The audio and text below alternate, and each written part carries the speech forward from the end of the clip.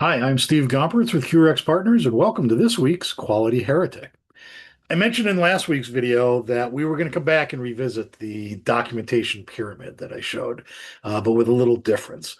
And the point of that today is we're going to talk about procedures and work instructions. So again, somewhat of a terminology issue, like we talked about last week, but really more of an execution of your documentation issue that I think becomes pretty important. So let's take a look at a different version of that pyramid. Like last week, I put up the pretty standard one with four levels: a quality manual, SOPs, work instructions, and records. And now I've inserted this process layer in there because remember, right? It's supposed to be based on a process approach in your quality system. And I'm often finding myself when I'm working with clients and doing audits asking, so how do you demonstrate a process approach? And then I get a kind of a quizzical look. And maybe they have that standard diagram in their quality manual that comes right out of the ISO 9001 standard showing the cycle. And I go, okay, that's great at a high level, but where's the rest of it? And that's kind of what we're going to get at today. I show it here as a separate layer. Sometimes I'll build a quality system and we'll actually make a separate documentation layer, QSPs, we'll call them instead of SOPs, and they're actual separate standalone documents. Other times I've built it into the quality manual, where instead of having a section on doc control that just parrots back what's in 1345, we show a flow diagram and say this is what the doc control process looks like at a high level and how it relates to things like record management and so forth. And that's what we're starting to get to is that these documents, it's not just a nice picture. It is supposed to drive and imply what what the purposes are of each of these types of documented information. So let's look at that process layer first. I mean, I know we said we're going to talk about SOPs versus work instructions, but that process layer is the start, right? It defines the flow of activities within the QMS. Because remember, you have to not just know the activities within your QMS, but you have to know how they interact, right? And be able to demonstrate that. And so what's better for that than a nice flow chart at a high level?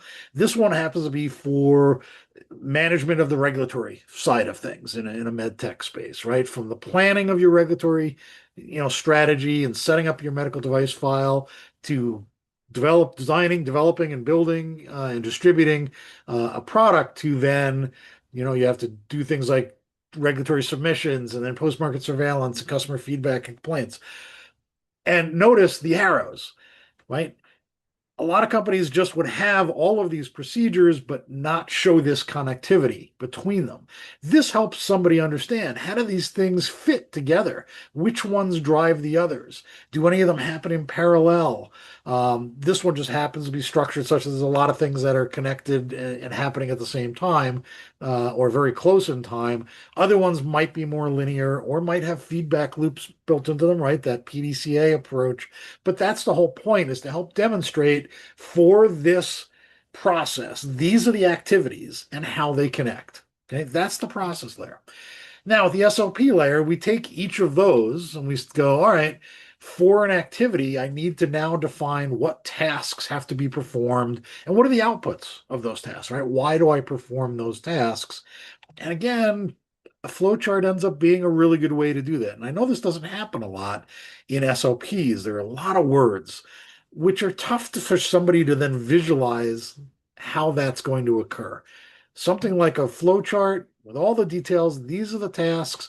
This one happens to be a swim lane version of a flowchart, so you can see what different functions, different departments are doing and where they fit in. And now everybody gets really clear. What do I do? When do I do it? What do I take in? What do I send out? Right? Where does my stuff go? So that everybody understands exactly how to do this and it's repeatable and reproducible, right? Which makes it a valid kind of activity to perform. So now there's a lot of clarity. And then now, and the other thing at this level is not a lot of how. You're just saying, look, an activity occurs here. And then it's up to, a risk-based approach as to whether or not you need to be more specific about how to perform that task. Sometimes it's enough just to say, here's a task. Okay. Maybe it's produce a test protocol. And per last week, okay, maybe the one requirement is we want you to use our test protocol template to create that protocol, right? And that now you see how that fits in. But you don't really need to tell them exactly how to come up with a protocol. Hopefully that's what they have in their competence. You get the right people doing it. So there isn't a need to exactly say step by step how to do that. But there are things where it is important to prescribe. I need it done exactly this way every time. And that's where the work instructions come in, right? That this is the specific steps required to perform a task. More often than not, this is going to be most applicable to things like manufacturing procedures, right? We have to put the product together the same way. Servicing procedures, it has to be done in a certain way. Take it apart a certain way, fix it, put it back together the right way, right? Very, very prescribed, but not everything requires that level of prescription. And it is easy to go way overboard and stuff. But this is why you normally have this type of document. Then now it's very specific, step one, step two, step three. Click here, right on this screen, enter this, then do this, then get somebody to look this over and check this off, right? But that's where that prescription comes in. But I do see companies sometimes go just totally overboard on this, and they've got a work instruction for everything. I was at one place once and they had over 300 work instructions. They even had a work instruction, and I kid you not, on how to take a break. They wanted that for the clean room personnel. Is here's how you take a break and then go back into the clean room. I can understand where that came from, but I really think they were overstepping, right?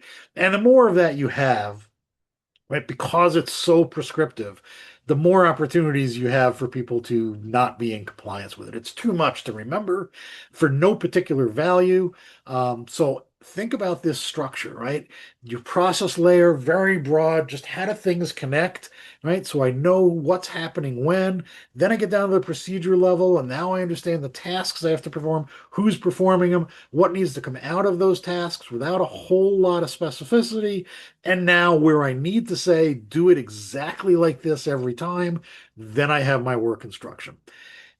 When you intermix these things, you create all kinds of problems. Okay, first of all, you confuse people. I've opened up plenty of documents that are, titled as an SOP, and I get in there. First, there's some policy information, and then maybe there's a little bit of a flow diagram, and then there's all of a sudden there's a screenshot of a system telling them how to enter information, and then a couple of more steps to perform. And then we're back to something a little vague. You do something here, and then back to some prescriptive steps. And it's like, what am I looking at here? And who is this for? Because maybe I do some of this, but not all of it.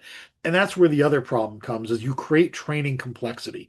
If you sort of create this catch-all document that is all of the above, process, procedure, and work instruction, the audience gets really big because different people have different elements of that they need to care about. But now, think of it in terms of how often things change. Your processes, like your product development process, once you have that, it doesn't change very often unless you introduce some sort of new type of product into the mix, right? Or you decide to take on a new approach. Then it might change. But typically, the process layer doesn't change very often.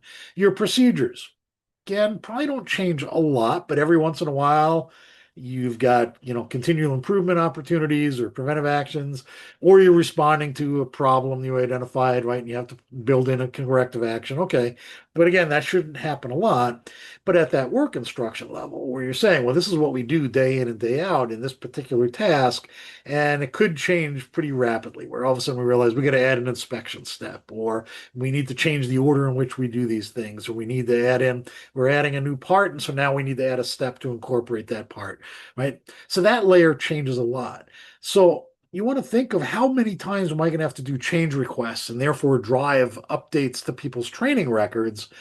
And if I build them all into this massive combined document and I want to change one little step, everybody has to be retrained, right? And that could be everybody from a VP down to a production operator, even though that change doesn't really apply to anybody but the production operator. So when you get this right, the reason for having that pyramid is it's supposed to create a structure, and you want to make sure things stay within the right category within the structure, because that's where efficiency and effectiveness will lie. Otherwise, it just becomes a huge nightmare to manage that and the type of changes that are going. And of course, course, these documents start to get really large, which makes it hard to review and keep track of whether they're correct or not. So get things into the right category, be militant about no, there should be no step-by-step except in a work instruction. Above that, it's more vague, and the higher you go up in your pyramid, the vaguer, if that's not a real word, I suppose, right? The more unclear that becomes, right? So we want to be effective. We want to be consistent. We want repeatable, reproducible processes, procedures, and work instructions. And this is how you accomplish that. As always, love to hear your comments. So please take that opportunity and let's get a discussion going. Otherwise, I'll see you next week.